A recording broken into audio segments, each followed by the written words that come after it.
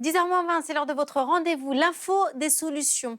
On s'intéresse évidemment à un monde qui souffre beaucoup du réchauffement climatique, c'est le milieu agricole. Alors, quelles solutions pour la prévention des impacts des climats extrêmes? On en parle avec nos invités. Je commence évidemment par le plus éloigné de nous, puisqu'il est par Skype, Alix Roumaniac. Merci d'être avec nous. Vous êtes président de Predict Service, vous êtes climatologue de formation. Predict Service, c'est un système de prévision des phénomènes météorologiques. Et en plateau, nous sommes, bonjour et bienvenue avec Martin Ducroquet. Merci d'être avec nous, cofondateur, directeur général en charge des ventes et du marketing chez Sencrop. C'est écrit là si on l'oublie. Sencrop, c'est des stations météo connectées que vous mettez sur les parcelles des agriculteurs, ce qui permet aussi de voir peut-être à quoi pourrait comment la Terre pourrait mieux s'adapter au changement climatique. On en parle dans un instant, mais d'abord, on va retrouver, si vous le voulez bien, messieurs, Florent Boutet au sein de la rédaction, avec cette question simple.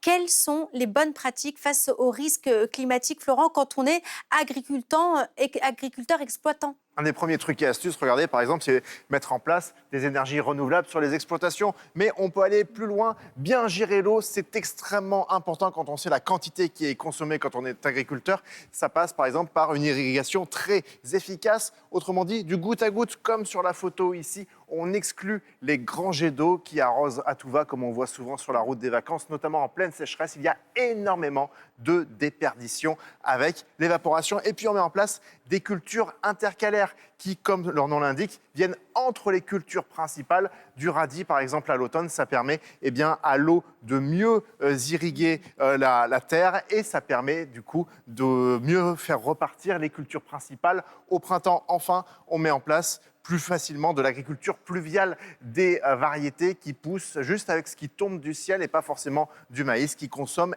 énormément d'eau. Autre truc et astuce, planter des haies, replanter des haies. On a beaucoup défriché ces dernières décennies. Pourquoi ? Parce que ça coupe le vent, ça limite l'érosion de l'eau. Autrement dit, ça limite l'érosion des sols. Ça attire aussi les insectes et par conséquent les oiseaux qui se nourrissent des insectes. Donc ça favorise la pollinisation et ça ne gâche rien car ça embellit le paysage. On ajoutera qu'il est intéressant également de varier au maximum les cultures. Pourquoi ? Parce qu'en faisant une rotation entre différentes variétés, en réduisant les surfaces cultivées et puis en privilégiant les semences locales qui sont très adaptées en général au sol que l'on cultive en un endroit donné, ça limite les risques d'échec total d'une culture, par exemple liée à un incident climatique. Et qui plus est, ça favorise la biodiversité. Et on terminera avec le bio ou encore le circuit court. Si on est agriculteur, privilégier ces pratiques-là, c'est aussi très intéressant. Pourquoi ? Car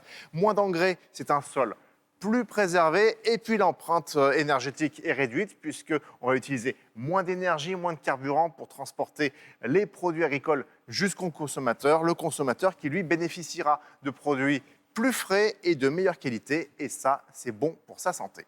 Merci beaucoup Florent Boutet pour cette analyse très complète. Ma première question, Alix Roumaniac. Vous connaisserez très bien les risques de la météo. Comment vous aidez concrètement, au jour le jour, les agriculteurs ? Alors effectivement, comme vous le disiez, ça fait maintenant plus de 15 ans qu'on accompagne les collectivités, les industriels sur les risques climatiques. On s'est rendu compte je fais pas ça pour... en faisant passer des messages par anticipation, avec des préparations chez les collectivités, le fameux plan communal de sauvegarde, les actions qu'on pouvait prendre par anticipation diminuaient les conséquences des crises.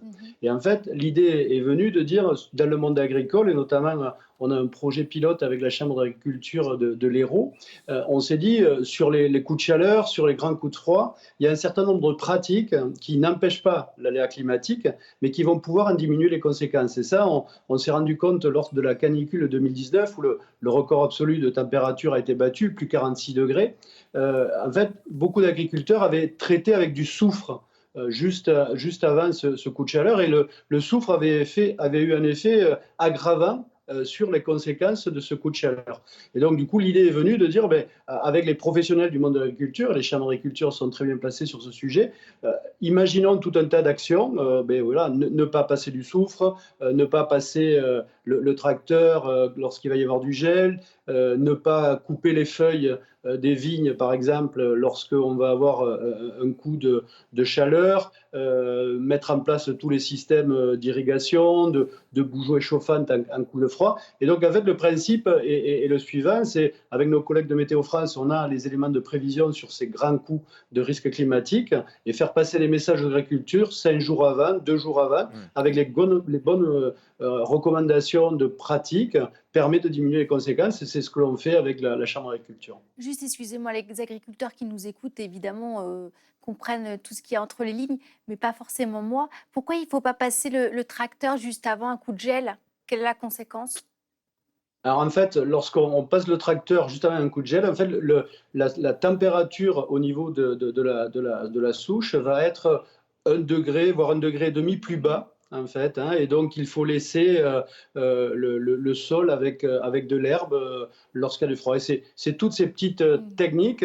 On peut maintenir en fait aussi, vous parliez tout à l'heure d'arrosage, on peut maintenir un arrosage juste avant un coup de gel pour faire on l'a vu beaucoup ces dernières années, un glaçon autour des feuilles de vigne, des fleurs de cerisier ou autres. Donc il y a ces techniques et c'est là-dessus que travaillent tous les experts des chambres d'agriculture pour proposer toutes ces recommandations. Alors Martin Ducroquet, vous avez mis en place des stations météo que vous mettez un peu partout dans les parcelles, c'est ça? Comment ça fonctionne? Oui, c'est ça. Donc, on a à peu près 25 000 stations météo connectées dans les parcelles des agriculteurs en France et en Europe de l'Ouest.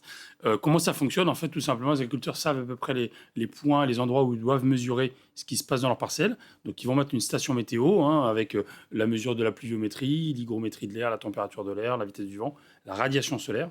Et grâce à ça, en fait, ils vont pouvoir, en temps réel sur leur smartphone, savoir ce qui se passe dans leur champ. Alors, ça les aide au quotidien pour travailler. Est-ce que je dois les traiter, irriguer? Est-ce que je dois les semer? Est-ce que les conditions sont parfaites? Est-ce que je peux attendre un peu? Donc, nous, on accompagne la transition agro-environnementale pour vraiment intervenir seulement si besoin. Vous êtes un peu le détail de ce que disait C'est ça. Alex. C'est-à-dire que Vous ce que êtes dit sur du sur-mesure, en fait. Ouais, c'est ça. Ouais, c'est sur mesure. C'est vraiment l'agriculture de précision. C'est-à-dire qu'en effet, comme le disait Alexis, on a en effet à un moment donné un risque qui va arriver. Ça peut être un risque de gel, par exemple, au moment des gels tardifs, comme on a vu les agriculteurs mettre des bougies ou mettre des systèmes d'aspersion avec de l'eau pour faire cette petite coque autour du bourgeon qui risque de geler et donc qui met en danger 30-40% de la récolte. Et donc, nous, on va être en capacité de les alerter au bon moment. Pour le avec faire. Syncrope, voilà, avec la capacité de leur dire attention, c'est le moment d'y aller, il faut intervenir.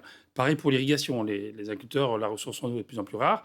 On a en effet des systèmes, comme il a été dit juste avant, de micro-gouttes, de goutte à goutte. Et donc, on va permettre de mieux piloter son irrigation grâce à des capteurs qui sont directement dans les champs. Voilà. Il y a un chiffre à cause des intempéries qu'on a vu, la grêle, les orages, plus d'1 milliard d'euros de dégâts au mois de juin pour les agriculteurs.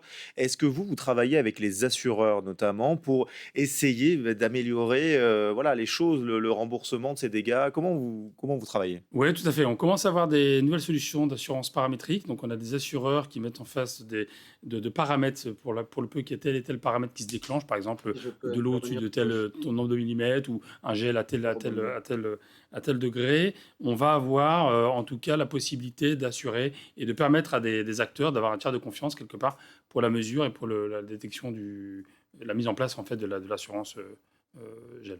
L'un et l'autre, vous travaillez directement avec les agriculteurs que vous conseillez. On va peut-être commencer avec vous, Alix Roumaniac, puisque on vous entendait tout à l'heure. Est-ce que vous avez le sentiment qu'avec toutes les informations que vous donnez aux agriculteurs, qui parfois sont pris à la gorge, il faut se rappeler que quand même c'est un secteur en crise, il est compliqué de changer toutes les méthodes parce que ça demande beaucoup d'investissement et parfois un moyen terme qu'ils n'ont pas.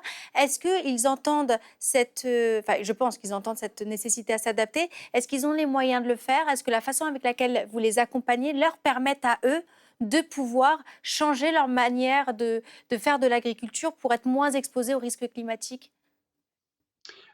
Oui, le milieu agricole est très, très fortement sensibilisé sur ce risque. Ce que l'on fait avec eux est vraiment une partie infime de toute la démarche qui sont mis en œuvre sur l'adaptation, sur les mesures d'atténuation, comme vous le disiez en introduction. On a un domaine aussi d'accompagnement de conseil, je le disais, auprès des chambres d'agriculture, vous parliez des assureurs. Les assureurs aussi font beaucoup de travaux sur ce sujet pour les accompagner. Il faut évoquer aussi, il y a eu une grosse évolution dans la réforme de l'assurance des calamités agricoles, c'est la fin de l'année dernière, hein, et les décrets viennent juste d'être mis en application pour donner aussi des mesures financières d'accompagnement plus importantes face à ces risques, parce que effectivement, on le voit aujourd'hui tous les jours, ces risques sont là de plus en plus présents. Le dérèglement climatique, ça y est, a engagé ces actions, et on est un peu tous les jours face à ces événements extrêmes. Et il faut que ce soit l'ensemble en fait, du dispositif qui évolue, que ce soit sur le plan technique, que ce soit sur le plan d'adaptation, atténuation, financier. Et c'est une démarche qui est vraiment globale. Oui, réforme de l'assurance avec la loi Egalim du 2 mars 2022. Un petit mot quand même, Martin Ducroquet, vos solutions, est-ce qu'elles coûtent cher pour les assureurs? Comment ils peuvent s'offrir vos services? Alors c'est simple, non, c'est quelques centaines d'euros pour équiper un capteur. C'est donc si on va en mettre 2 ou 3 sur ces parcelles en fonction si elles sont éloignées, s'il y a des variations d'un coteau à l'autre, ça peut être assez variant. Donc c'est quelques centaines, quelques milliers d'euros. Les agriculteurs s'abonnent. En plus, on le fait de manière collaborative. Les agriculteurs ont toujours travaillé en mode un peu coopératif. Donc en fait, un peu comme Waze, c'est une sorte de Waze de l'agriculture où un agriculteur va pouvoir se connecter à ses propres capteurs, mais à tous ceux de son territoire. Il va le faire peut-être avec sa coopérative. Il va dire, bah, nous, on a un syndicat de vignerons, on va mettre 100 capteurs sur une appellation d'origine. Ouais. Et tous les agriculteurs, les 200, 300, 500 agriculteurs, vont pouvoir se connecter aux capteurs qui les intéressent et pour ça, comme ça, anticiper les risques. Anticiper ces risques-là. Et vous disiez, est-ce qu'il y a vraiment possibilité le gros enjeu de ce réchauffement climatique aussi, c'est quelque part la variation de prix. C'est-à-dire qu'au final, quand il y a des tempêtes ou des événements de grêle ou des événements de gel très forts, l'agriculteur, s'il n'a pas suffisamment de trésorerie ou si son assurance n'est pas capable de gérer, à la fois il va être endommagé, mais en plus les prix dans ces cas-là évoluent très vite parce qu'il y a une pénurie et donc il doit faire face soit à des prix très bas, soit à des prix très hauts, mais avec le demande. Et donc un vrai enjeu pour le eux monde de gestion de agricole, mais aussi pour nous en tant que consommateurs. Merci beaucoup à l'un et l'autre d'avoir été avec nous et d'avoir été aussi pédagogue sur ces questions d'agriculture. Alix Roumaniac, merci. Vous êtes président de Prédict Service, climatologue évidemment, et Martin Ducroquet pour Sencrop, ces stations météo connectées sur les parcelles d'agriculteurs. Merci beaucoup d'avoir été avec nous. On retrouve Sébastien Thomas.